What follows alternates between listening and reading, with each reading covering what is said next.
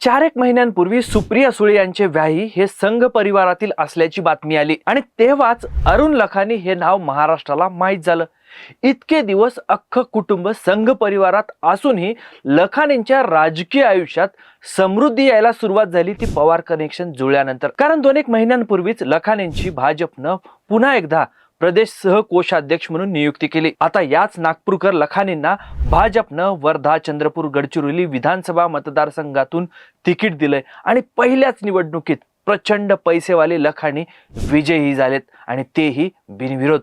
त्यामुळेच आजच्या व्हिडिओमध्ये आपण अरुण लखानी कोण आहेत, त्यांना भाजपनं तिकीट का दिलं आणि सगळ्यात महत्त्वाचं म्हणजे पवारांची नात रेवती सुळेच्या होणाऱ्या सासरेबुवांची अरुण लखानींची संपत्ती किती आहे आणि सुळे लखानी कुटुंबामध्ये श्रीमंत कोण आहे हे समजून घेणार आहोत। त्यामुळे व्हिडिओ शेवटपर्यंत बघा आणि पुढे जाण्याआधी आपल्या सगळ्यांना विनंती आहे की तुम्ही अजूनपर्यंत टीओडी मराठीला यूट्यूबवर सबस्क्राइब केलं नसेल तर प्लीज लगेच सबस्क्राइब करा। नमस्कार, मी सदानंद घाळ, तुम्ही बघताय टीओडी मराठी। सगळ्यात आधी आपण हे समजून घ्यायला पाहिजे की अरुण लखानी हे कोण आहेत। तर अरुण हनुमंत लखानी हे मूळचे विदर्भातल्या मलकापूरचे, पण व्यवसायानिमित्त त्यांचं सगळं कुटुंब अनेक वर्षांपूर्वीच नागपूरमध्ये आलं। शिक्षण बघितलं तर 1984 साली त्यांनी नागपूरच्या लक्ष्मीनारायण इन्स्टिट्यूट ऑफ टेक्नॉलॉजी मधून एमटेक पेट्रोकेमिकल्स ही पदवी मिळवली। पण त्यांचा खरा दबदबा हा त्यांच्या व्यवसायात आहे। ते एक बडे उद्योगपती आहेत। त्यांनी विश्वराज इन्फ्रा या कंपनीच्या माध्यमातून रस्ते आणि पायाभूत सुविधांच्या निर्मितीमध्ये मोठं नाव कमावलंय। तुम्हाला नागपूर अमरावती रोडवरचा तिवसा शहराजवळचा 4 लेन रस्ता आठवत असेल, तो विदर्भातला पहिला 4 लेन रस्ता मानला जातो। त्याची निर्मिती लखानींच्याच कंपनीने केली आहे। तसंच चंद्रपूर राजुरा रोडची निर्मिती ही त्यांच्या कंपनीने केली। एवढंच नाही तर नागपूर शहराचा बहुचर्चित असा 24/7 पाणी पुरवठा प्रकल्प जो आहे, जो देशातला पीपीपी मॉडेलचा एक मोठा प्रयोग म्हणून ओळखला जातो, तो लखानी यांच्या ऑरेंज सिटी वॉटर वर्क्स या कंपनीनं फ्रान्सच्या वेओलिया या कंपनीसोबत मिळून उभारला होता। संघ परिवारातील तरुण भारत वृत्तपत्राचं प्रकाशन करणाऱ्या नरकेसरी प्रकाशनाचे ते अध्यक्ष राहिलेत।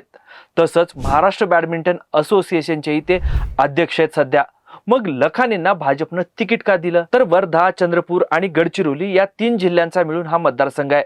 पण लखानी यापैकी कुठल्याच जिल्ह्याचे नाहीत, तरीही त्यांना उमेदवारी का दिली भाजपनं? यामागची 2 प्रमुख कारणं आहेत। एक म्हणजे त्यांची संघाशी असलेली नाळ आणि दुसरं म्हणजे त्यांचं सामाजिक काम। द इंडियन एक्सप्रेसच्या बातमीनुसार लखानी यांच्या कुटुंबाचा संघाशी खूप जुना संबंध आहे। त्यांचे वडील 1934 मध्ये BHU म्हणजेच बनारस हिंदू युनिव्हर्सिटी मधून एमटेक झाले होते आणि ते तेव्हापासूनच संघाशी जोडलेले आहेत। स्वतः लखानी हेही 1999 पासून भाजपशी जोडले गेले आणि डिसेंबर 2023 मध्ये त्यांची भाजपच्या महाराष्ट्र प्रदेश सहकोषाध्यक्षपदी नेमणूक करण्यात आली आणि अलीकडेच त्यांची या पदावर फेरनियुक्ती देखील झालेली आहे।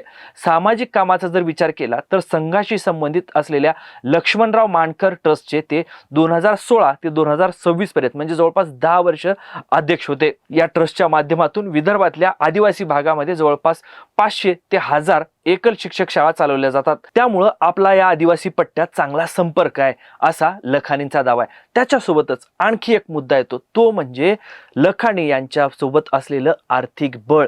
कारण विधानसभेची ही जी काही निवडणूक आहे, विधान परिषदेची स्थानिक स्वराज्य संस्था मतदारसंघासाठीची, तिथं नगरसेवक, जिल्हा परिषद सदस्य हे मतदार असतात आणि त्या निवडणुकीमध्ये पैशाचा मोठा पाऊस आपल्याला पडलेला बघायला मिळतो। त्याच्यामुळेच या निवडणुकीमध्ये तुम्ही बघा की एकही महिला उमेदवार म्हणजे भाजप एवढा मातब्बर पक्ष असताना त्यांनी एकाही महिलेला तिकीट दिलेलं नाही, कारण इथं सगळा पैशाचा कारभार असतो असा या निवडणुकीबद्दलचा समज आहे। आता राहिला प्रश्न सुप्रिया सुळे यांच्याशी असलेल्या नातेसंबंधाचा।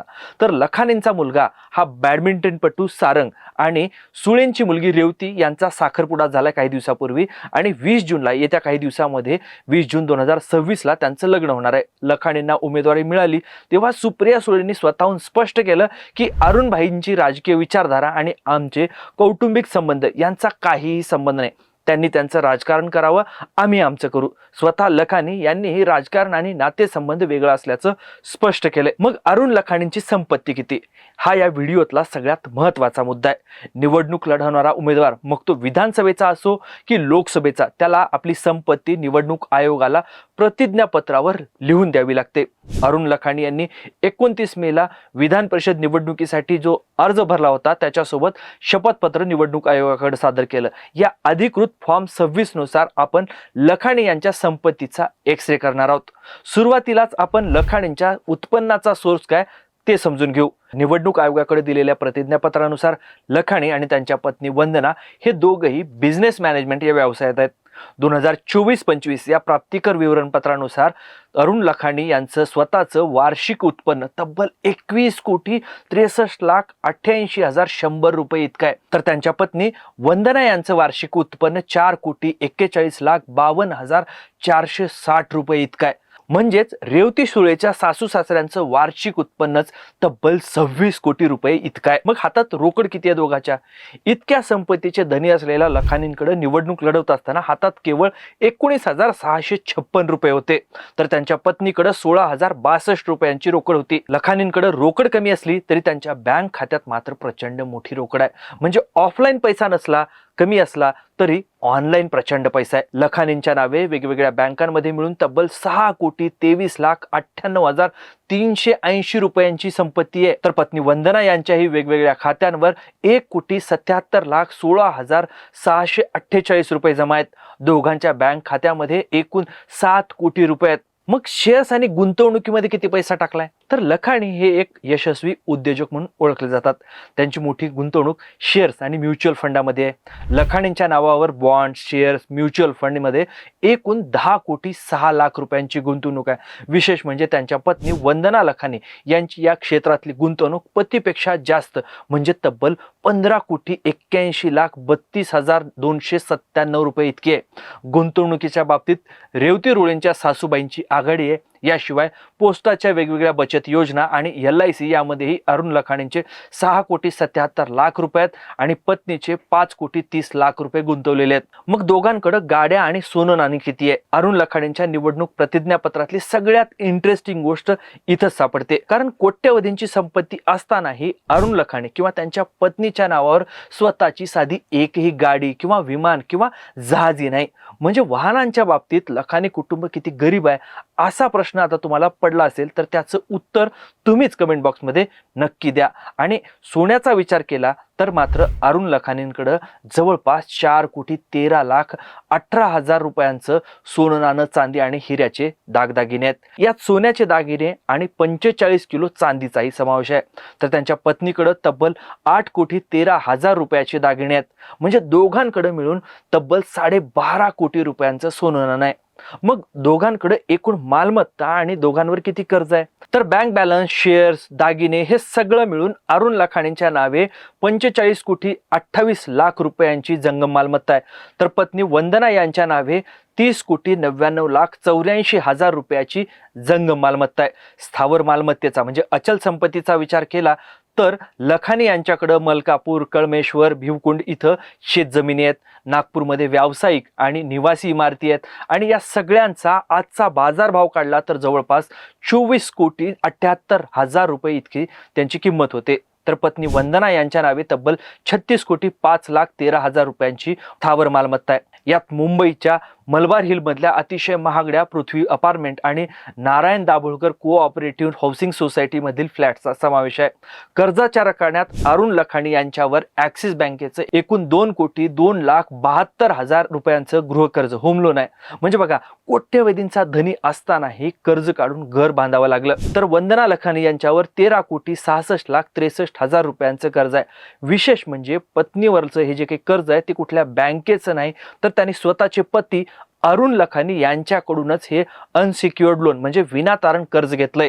जसं सुप्रिया सुळे यांनी सुनेत्रा पवार आणि पार्थ पवार यांच्याकडून हातउसने 55 लाख रुपये घेतले होते तसाच काहीसा हा प्रकार आहे. इथंच आपण सुप्रिया सुळेंकडे म्हणजेच रेवतीच्या आई वडिलांकडे किती संपत्ती आहे हेही जाणून घेऊ. तर सुप्रिया सुळे यांनी 2024 मध्ये बारामती लोकसभा मतदारसंघातून निवडणूक लढवत असताना प्रतिज्ञापत्र सादर केलं होतं. त्यानुसार सुप्रिया सुळे यांची एकूण संपत्ती 38,06,48,431 रुपये इतकी आहे. तर रेवतीचे वडील सदानंद सुळे यांची एकूण संपत्ती ही 1,14,63,80,000 रुपये इतकी आहे.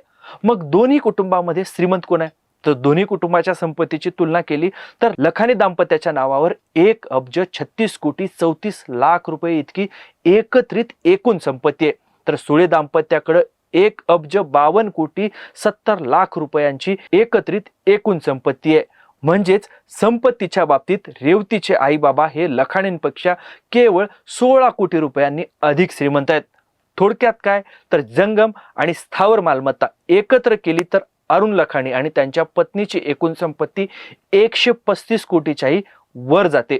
पण त्यांची खरी ताकद केवळ पैशात नाही तर त्यांचं संघ परिवाराशी असलेलं मजबूत कनेक्शन, पायाभूत सुविधांच्या क्षेत्रातलं त्यांचं काम आणि आता पवार घराण्याशी जुळलेलं नवं नातं, यामुळं ते महाराष्ट्राच्या राजकारणातली एक बडी आसमी बनलेत.